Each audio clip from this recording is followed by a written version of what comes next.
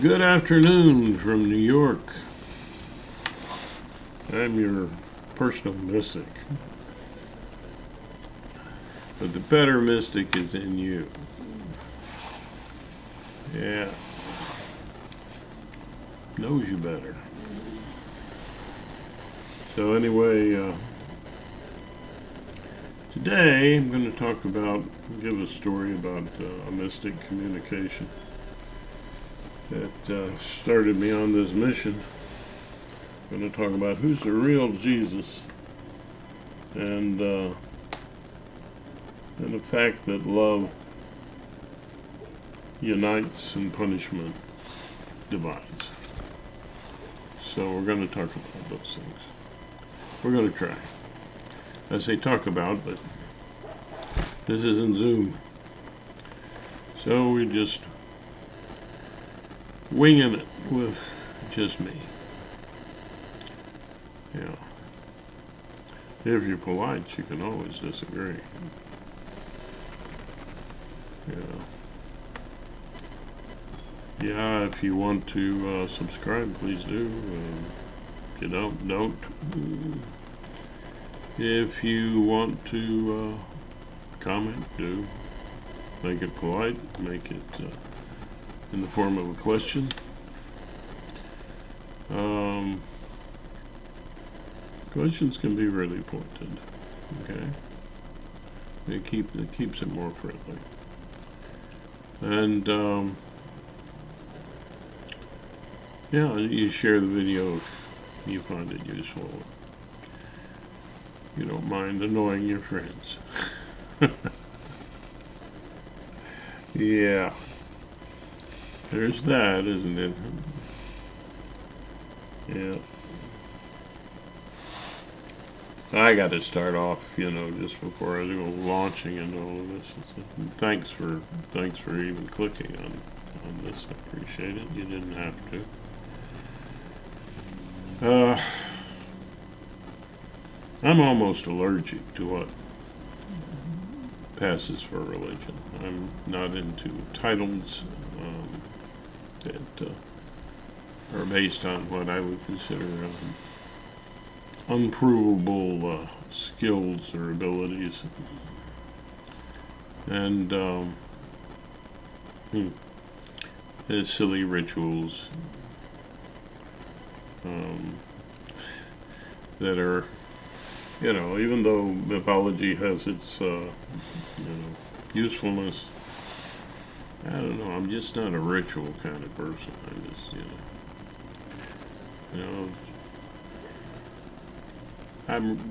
ritual light, you have to organize a group meeting, and, for instance, if someone grabs a mic to share, and you already know they're going to share something in their life, a joy or sorrow, I've seen that.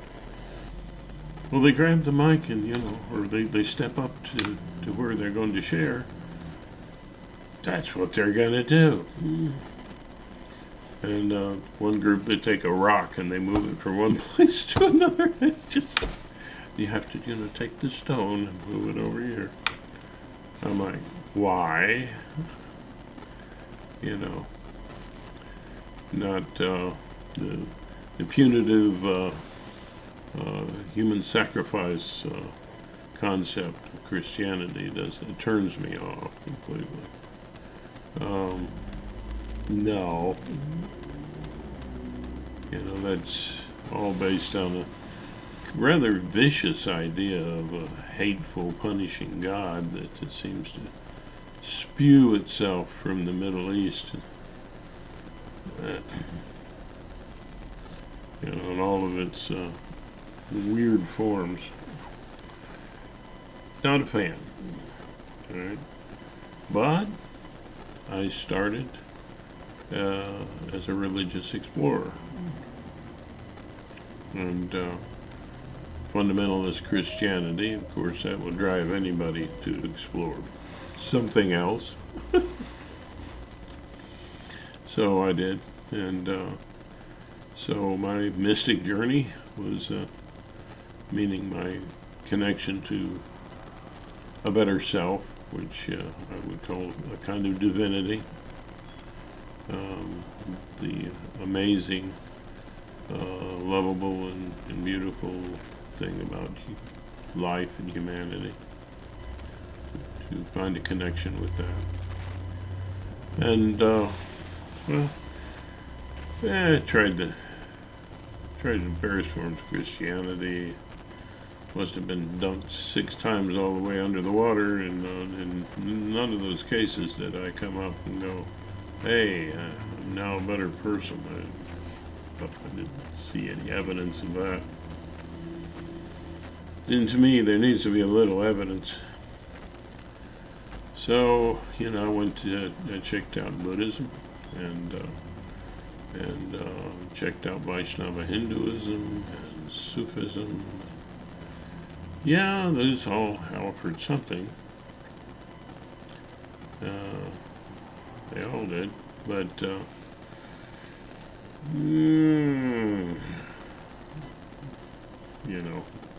one with the universe. You have no self. I mean, that's what happened. That's how you were when you were a baby. If that were sufficient for survival, that's how you would have stayed. Just kind of, that's not sufficient. The brain is very different then, very flexible, and it's great to tap into that as an adult and shake up a little bit of what we think we are. So I don't put down that's getting in touch with that kind of experience is useful, but it doesn't innately make you a better person necessarily.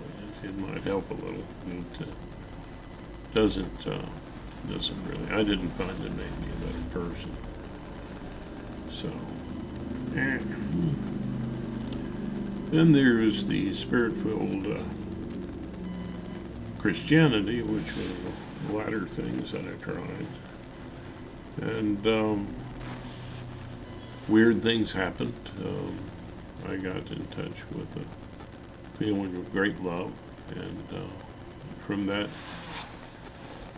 vocalization, like as if a presence spoke through me, and it was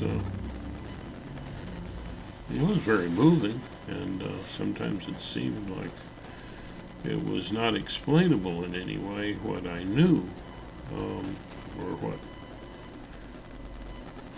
whatever it was knew. It had to be my brain. It had to be some part of my brain. Now, if it was something more than that, who knows? But there was certainly something going on, and trying to explain it was very difficult. But it was overwhelmingly loving. And, of course, right away as a group, a lot of us were doing this, and, it was a message of love. And, but then we piled on our religious biases.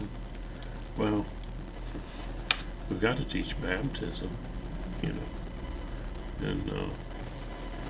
the ritualized cannibalism thing. And, had a horse trough. Because baptizo meant dunking. Yeah, so we had a horse trough. We had the horse trough. Yeah, we actually bought a horse trough. People went down. They came back up, and of course, I don't think that changed. It didn't change anybody anymore. It changed me, but not that much. Some people say, "Well, I was changed." Yeah, your point of view changed. Yeah. But did you grow in any way toward more objective, more compassionate, and more creative perspectives? Probably it doesn't happen in that magic sort of way. But you can be pointed in that direction if you really pay attention. But, yeah, it was a horse trough. All the way under, all the way up. Yeah. People didn't change. And there was the inner healing thing, the prayer for the healing of memories. And of course, that did seem to help a few people, so we thought that was good. But it just didn't seem to work all that well. And the group we were in thought, well, once over lightly, and then that's it. It's on to casting out demons. That's why we broke away. Was this idea that people either change in our magic way, they must have demons. And also we were like, yeah, that sounds crazy. So we pulled out, and it was a fascinating experience. The bigger group had come in to cast out demons, and us invaded our apartment. And we're trying to cast the demons out of us because we disagreed with them. And so, look, if that's your idea of who should be running the government,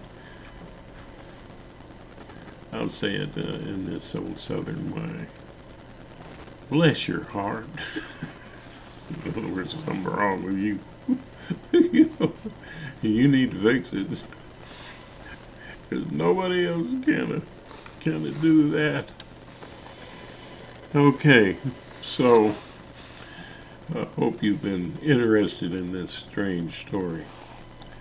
But no, it was the message of love, the message of inner mind communication is that you can help yourself. You don't need to have somebody nosing into your business. It's all natural. It's all you. So, for most people, if you're on a spiritual journey, trying to overcome the helplessnesses in your life, which traumas are included in that, then, this is a good path.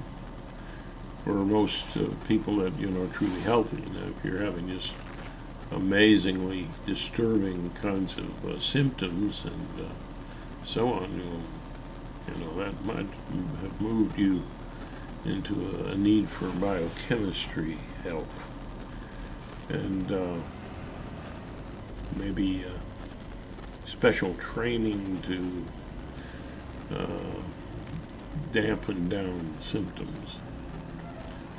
But for most people, this is a better choice.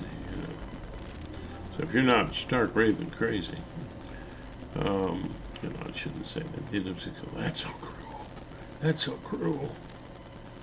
Well, I'm just trying to be funny. Okay, humor has its place. If you're not, nobody's crazy. They're just hurting. They've got some kind of problem. In one case, a fellow had a tumor in the brain, which was causing him to do illegal activities. And they fixed the tumor, and he was all right. There you go. Well, this won't fix a tumor. That's what I'm saying. If you've got a tumor, inner mind communication is not going to help that much, I don't think. So, if you're a regular person, just it's like exercise. It's healthy and good for you, the way exercise and a good diet is good for you. And you can go ahead with that. And a lot of times, it's actually, if you're our average human being, you really don't need the cavalry coming.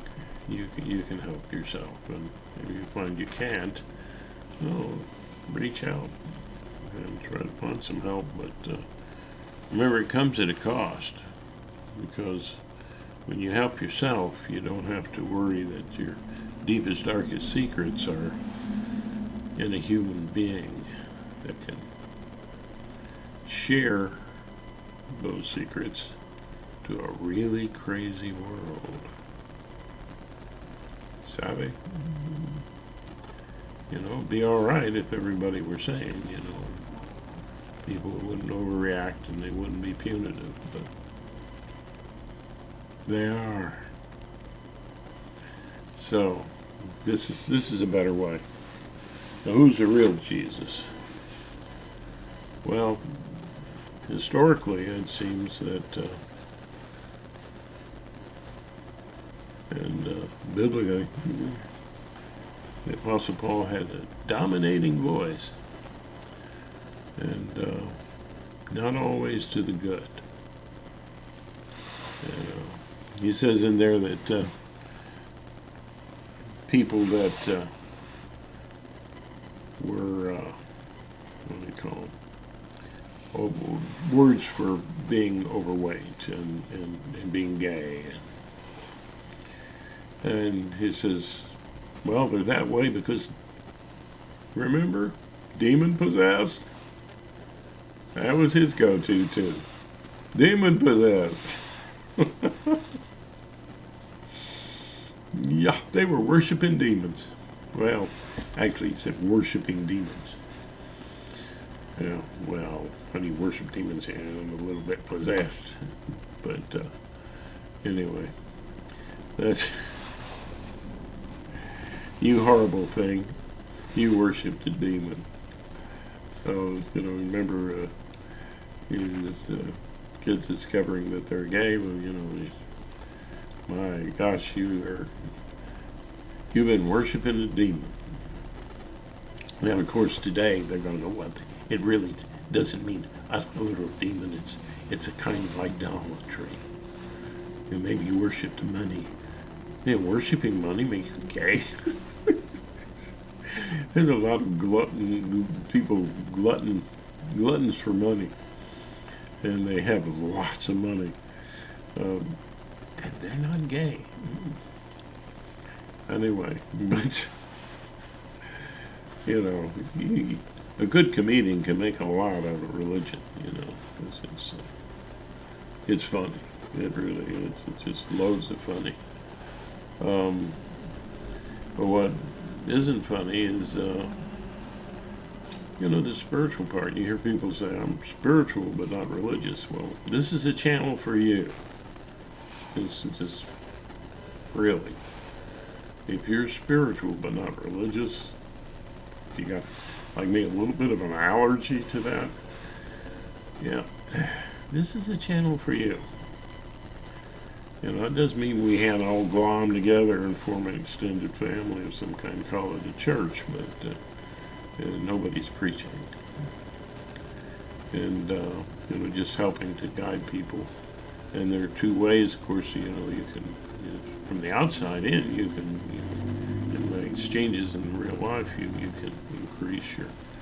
can increase your objectivity and your compassion and your creativity, you know. But take that attempt to communicate with empathy into yourself too. It's a two-way street there. The mystic path is you take it inside. You know, you make it part of you. You know, you make it part of you. And that's what's important, to make it part of you. See? So that's what this channel is about, and Jesus is about love. No one loves more than this, that they will lay down their life for a friend, and I have called you friends. Now, you don't have to include a terrible death or a hateful God who's only appeased by blood to make that statement important. We should all be friends, and we shouldn't allow ourselves to be so full of ourselves that we hurt other people. That's a very rational look at that statement. That sometimes there's a little self-sacrifice involved with caring for others. If you've ever had a baby crying all night, you know what that's about. You're making great sacrifices, but you're glad to do it, because of love. So that's a lot. That somewhat mirrors what Jesus said. So, that's the whole point. You look at the Lord's Prayer. It's about love. It's not about punishment. And forgive those who trespass against us, as we forgive those who, and forgive us of our trespasses, as we forgive those who trespass against us. That's the love flow. It's forgiving, it's caring, it's trying to help and not punish. And that's the real Jesus. The other stuff, we added on that. Culture added that. This whole idea that people are going to be punished forever and this sort of thing, No, we added that stuff on because when we get angry and tribal, one of our weaknesses as humans, we want that other person to suffer. Maybe they'll learn something. But when you do the death penalty, what's their chance of learning? You've got 0, right? That's just pure hate. The hate doesn't get you anywhere. But it'll come back to you. As soon as you start to hate, that's just like the love flow. The hate flow is there too. And it will come back to you. You don't need a devil or a hell to realize that. So, as I like to say when I get done with these, I don't know, maybe for some of you pointless messages, maybe you're already there and past it. Hooray! Throw me a lifeline. But for those who appreciate it, then, I'm glad to do it and be of service. And I hope you don't think I've wasted my time here. I would like to conduct classes and help to create many replacements for me. That's what we do. We have kids and hopefully grandkids maybe. I'm not going to have any grandkids naturally. I don't think it doesn't look like that. But that's not the only way to have kids. So, younger people out there, learn from your elders. They didn't just exist here forever and learn nothing. And even if they did, their stories could teach you loads. So, honor your elders and give them a place in your life. Give them the opportunity to love you, to be a part of the love flow, so that even when they die, they will feel and be a part of that flow. And I believe that's possible. I have that faith. Anyway, at the end, I like to say namaste.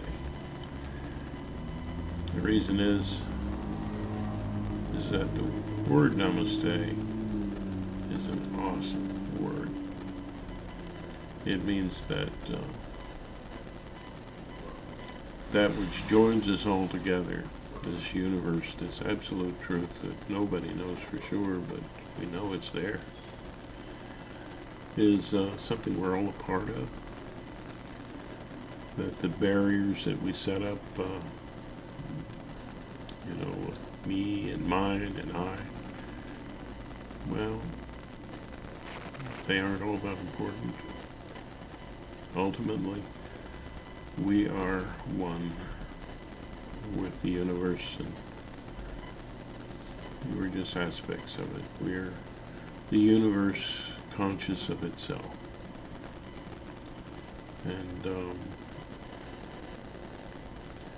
And we have this potential for love flow, which is mysterious and wonderful, and we need more of it.